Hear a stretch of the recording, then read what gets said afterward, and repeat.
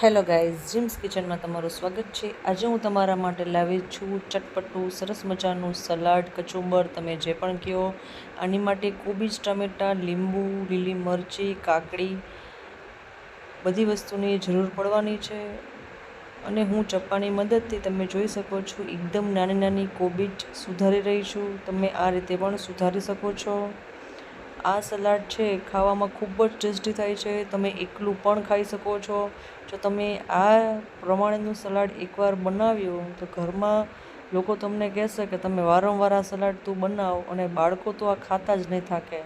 મેં જ્યારે બનાવ્યું ત્યારે બધાને ખૂબ જ ભાવ્યું, અને મારી દીકરીને તો સલાડ એટલું ભાવ્યું ને તો મારી દીકરી કે મમ્મા મને લંચ બોક્સમાં પણ આ જ સલાડ ભરી દેજે। તો હવે મેં બધી જ કોબીજ સુધારી લીધી છે। હવે આપણે તેને એક બાઉલમાં કાઢી લઈશું।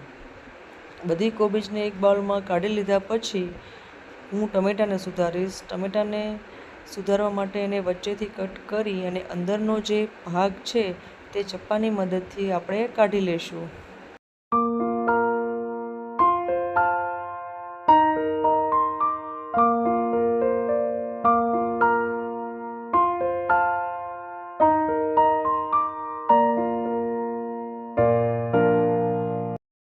હવે વચ્ચેનો ભાગ કાઢી લીધા પછી ટમેટાને પણ હું ઝીણું ઝીણું સુધારી લઈશ। તમે આ રીતે જો સુધારશો તો ટમેટું ખૂબ જ ઝડપથી સુધારાશે અને એકદમ ઝીણું સુધારાશે।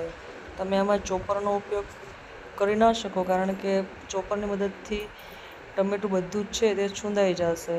એટલે તમે જો આવી રીતે નાના નાના કટકા કરશો તો સલાડ દેખાવમાં પણ ખૂબ જ સરસ લાગશે અને ખાવામાં પણ એનો ટેસ્ટ એકદમ બમણો થઈ જશે।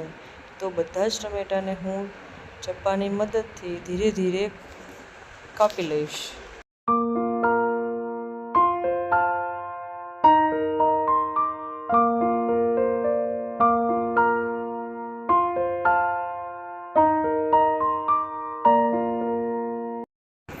ટમેટાને કાપી લીધા બાદ હું કોબીજની અંદર ટમેટાને પણ નાખી દઈશ। હવે આપણે સુધારીશું કાકડી। કાકડીનું પ્રમાણ મેં અહીંયા ઓછું લીધું છે, અડધી કાકડી લીધી છે। જો તમને કાકડી વધારે ભાવતી હોય તો તમે પણ લઈ શકો છો। કાકડીનો ભાગ પણ જે અંદરનો બીવાળો છે તે આપણે કાઢી લઈશું। આવી રીતે કાઢશો તો તમે સરળતાથી અંદરના બી છે તે કાઢી શકશો અને કાકડી પણ તૂટશે નહીં। હવે કાકડીને પણ ચપ્પાની મદદથી હું જેવી રીતે કટ કરું છું તેવી રીતે તમે કટ કરો તો ફટાફટ કટ થશે।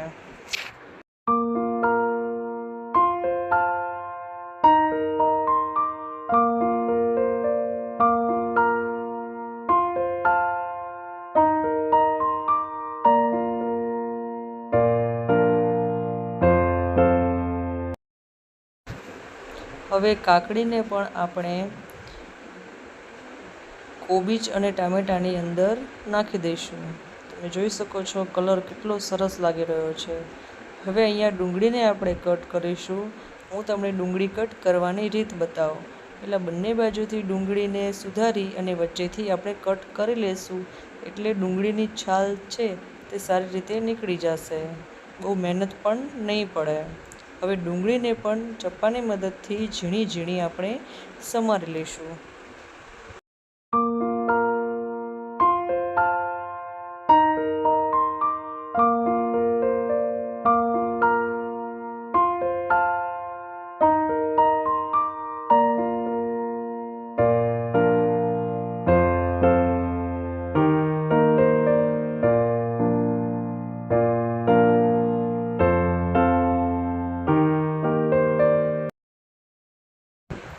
હવે ડુંગળીને પણ બધાની સાથે મિક્સ કરી દઈશું। આમ વારાફરતી બધું જ કચુંબર છે તે આપણે સુધારી લઈશું। હવે જે કાચી કેરી છે ઉનાળામાં આવવા લાગી છે, અહીંયા ઝીણી મસ્ત મજાની ખાટી મીઠી આ કાચી કેરીનો સ્વાદ જ કંઈક અલગ છે।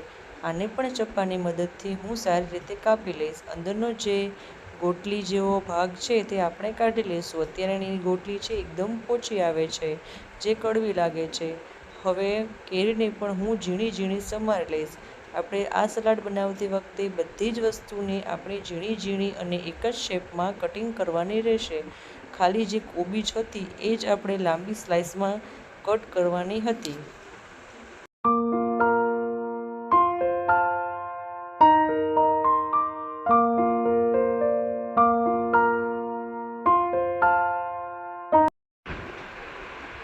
હવે અહીંયા લીલી મરચી લીધેલી છે જે એકદમ તીખી તીખી આવે છે. આ મરચી જ્યારે જોઉં ને ત્યારે તમારા મોઢામાં એકદમ પાણી જ આવી જાય છે. આ મરચીને પણ આપણે ઝીણી ઝીણી ક્રશ કરી અને આપણા સલાડમાં એડ કરવાની છે, જેથી સલાડનો ટેસ્ટ છે એકદમ નેચરલી તીખો આવશે અને જ્યારે ખાશો ત્યારે ખાવાની ખૂબ જ મજા આવશે.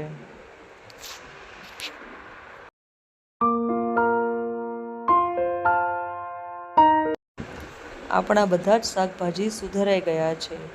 હવે અંદર હું લીંબુ એડ કરીશ, જેથી કરી સલાડ છે એકદમ ખાટું મીઠું લાગે.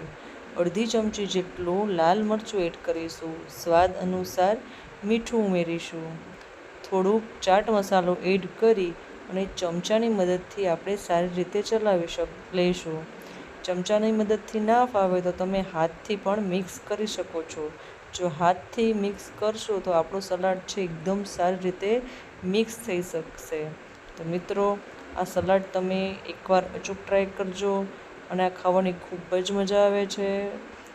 અને દાળ ભાતની સાથે તમારા ઘરે કોઈ મહેમાન આવ્યા હોય તો આ સલાડ તમે બનાવી શકો છો.